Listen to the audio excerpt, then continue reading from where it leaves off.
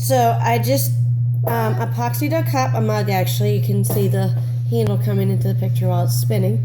And I have leftover epoxy, so I just used those to make keychains.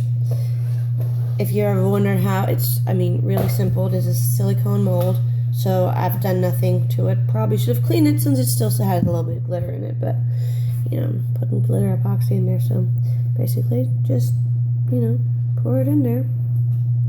And sometimes to have little sharp corners, if yours has a sharp corner, you might need a popsicle stick or toothpick to push it in the corner, but if not, just pour it in there. I usually fill them up to the top.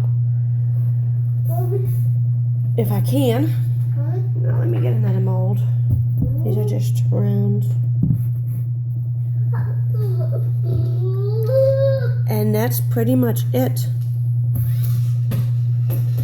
Thanks for watching.